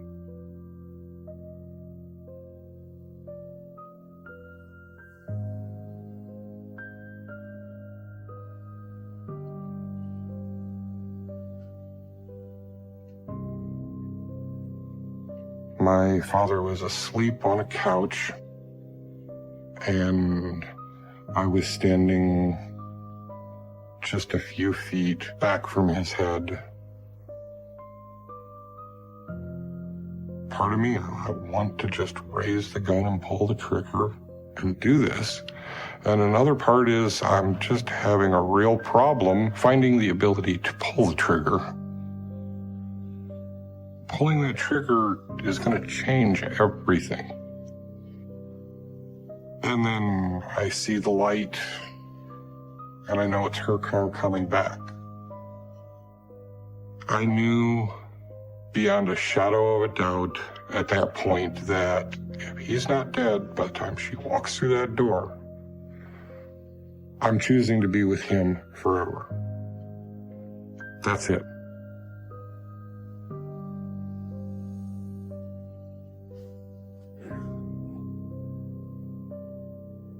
I wound up pulling the trigger.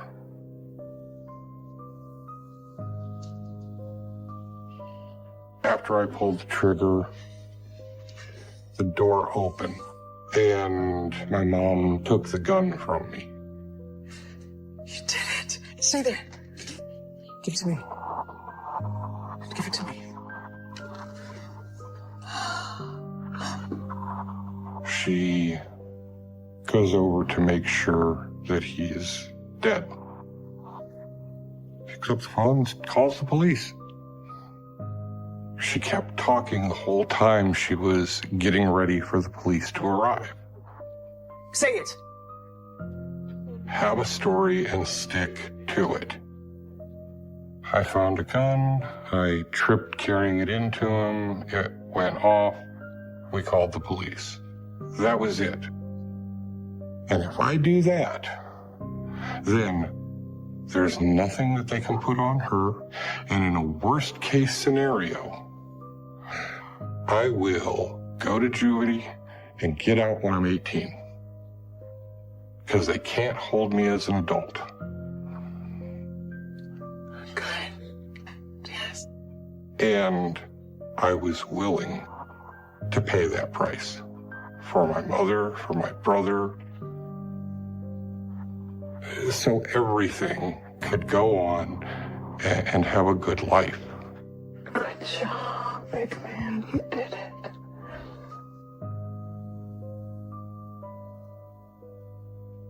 The detective started questioning me. Okay, look, I know this is tough. Look, was your mom home when you shot your dad? She was present for whatever got said. No. She arrived a few moments afterwards. Okay. I didn't really get the sense that she was proud because I had killed him. But later on that evening, when the police finally had to say, it looks like this was an accident, then she was proud of me. I had stuck with the plan.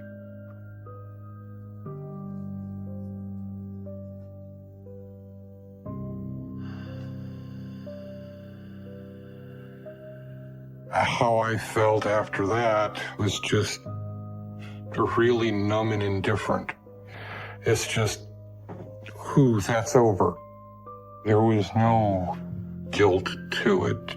At that point, all I could really see was that what I needed to do had been done.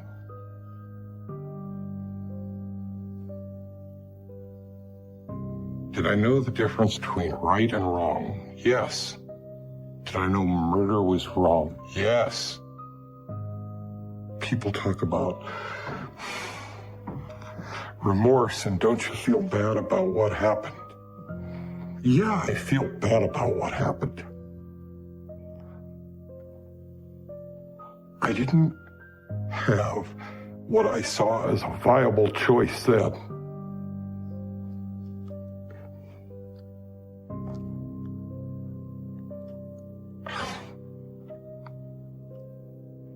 I missed the good times I had with my dad.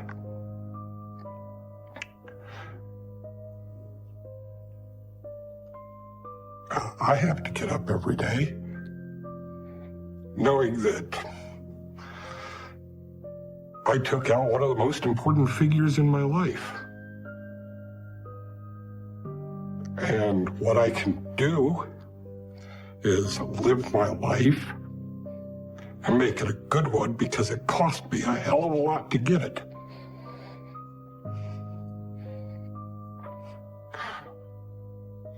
So let's talk about... Can we stop for just a minute? Sure. Yeah, definitely.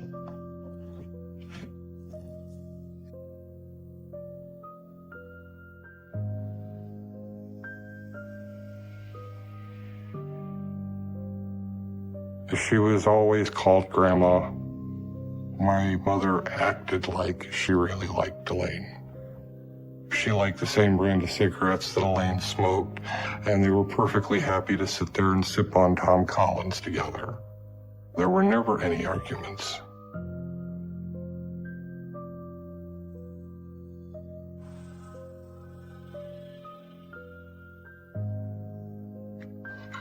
I remember seeing her adding something to a drink she was mixing. What's going on? Killing him should have been the turning point of we're going to have a bright and happy future after this. The problem is she couldn't settle into just having a nice life. I had come in and startled her, seeing her add something to Elaine's drink. What are you doing? Oh.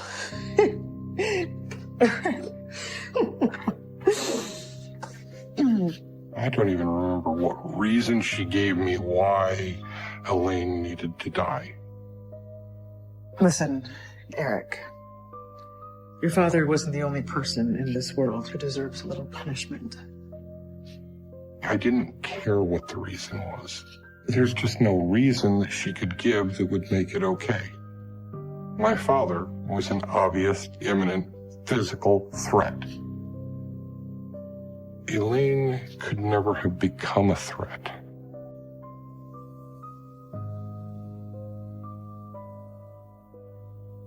She wouldn't put her own neck on the line for this.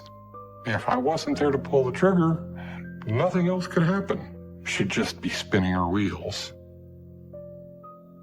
Once I came to the conclusion that, well, if I'm not here, nothing can happen, it becomes a simple matter of what is my way out. So I decided to join the Navy. I didn't even make it through boot camp before it all started coming unraveled.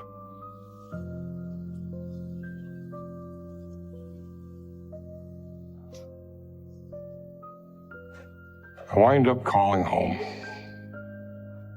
I said hello, and the next thing I'm hearing is there was an accident. What? Your brother and I need your help.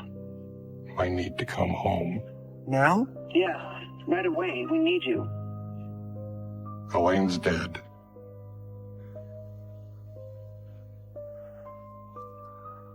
I tried to get away so that it couldn't happen. And I failed to take into account the fact that she was just going to get my brother to do it. I don't know what exactly my mother had told him, but I'm sure that she probably had conversations with him like she did with me to, scoot him in that direction. Now what do we do?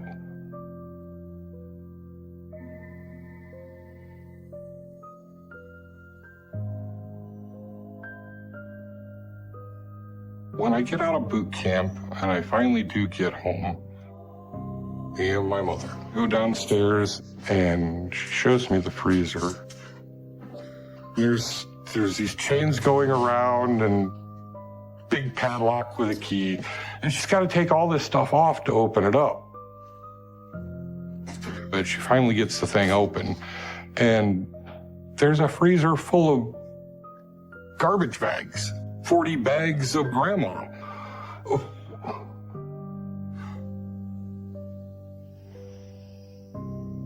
What the?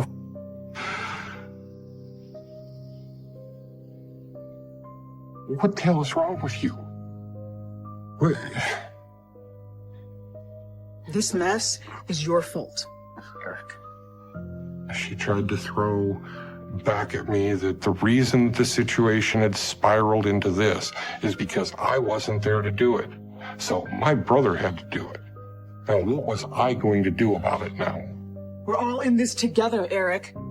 So solve this problem. The only thing I could think to tell her was try and keep everything calm. Make it look like Elaine is alive and well on a vacation somewhere or something. And don't do anything else to attract attention. I still don't have any idea what to do about the body. I don't care how you fix it, big man. Just fix it. All I wanted at that point was to just get away.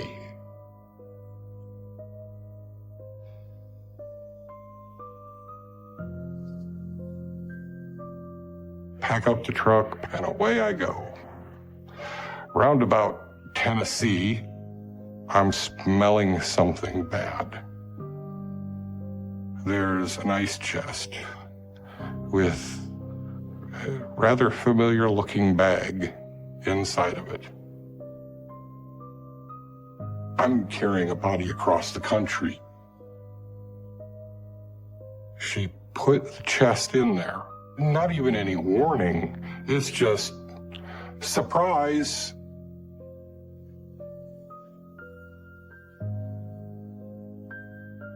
Yeah, it's not like I can dump this in a garbage somewhere or bury it. The only thing I could think to do was hold on to it so nobody else finds it. So I just keep going to San Diego.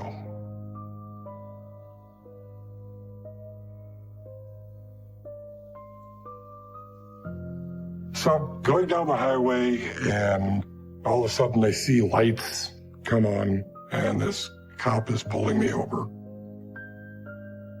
And he starts going back to, take a look at everything because That's what troopers do. They're going to look for something unusual.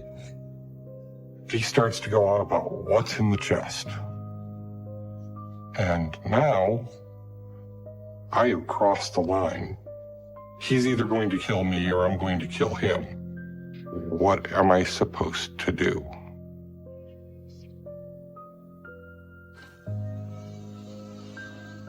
This cop is pulling me over. What's in the cooler? Not much. Well, I'm gonna go take a look. All of this is now blown up and it's about to hit the fan.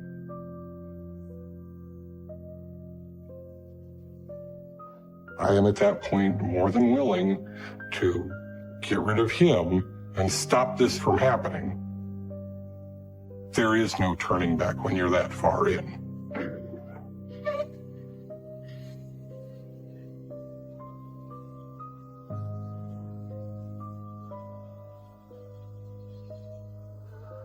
And a speeder comes by.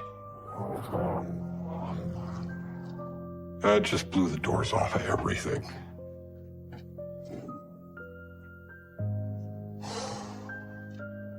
The trooper abandons the whole investigate what's wrong with me and takes off after the speeder. Great. This is good. I'm just going to get down the road before that trooper comes back.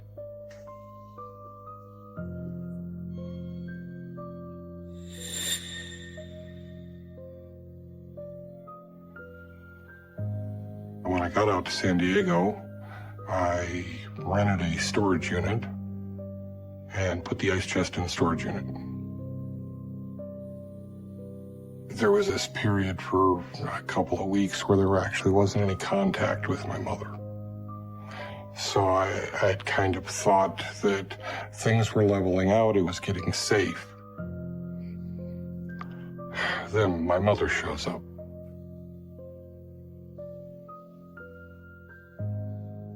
We had to come, Eric. You have no idea what's happening at home. They keep asking questions. Where is Elaine? When is she coming back? Your brother is scared out of his mind. She couldn't keep stalling people and telling them that, Elaine's on vacation. Everything is completely falling apart. One of the relatives finally called the police.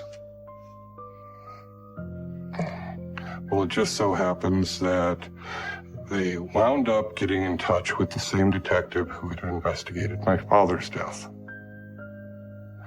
And nothing ever sat well with him. He started digging into it. This is on you, Eric. You have to help us. If we go down, you go down. Okay. At that point, I was ready to abandon the Navy and run like hell. Now, Eric, we're leaving now. Go.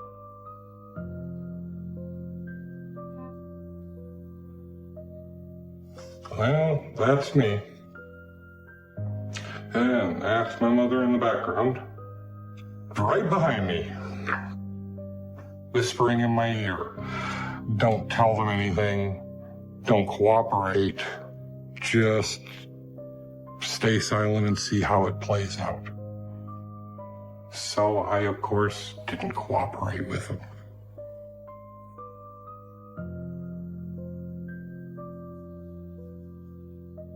We got split up almost immediately. My brother started talking probably within an hour of being arrested. But I can't really blame him for it. I mean, he was a 15-year-old kid looking at going to prison for more than half of his life. So he said whatever they wanted him to say. And my mother, she had the best attorney she could arrange and was dumping everything on my head. But at that point, it still hadn't occurred to me that maybe I should cut a deal, maybe I should cooperate.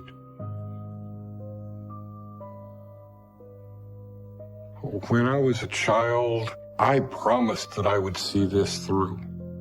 I promised that I would be the one to take the fall. And trying to convince me even 7, 8 years later that I needed to break that promise, that was not an easy thing. And that was probably one of the hardest choices I ever made.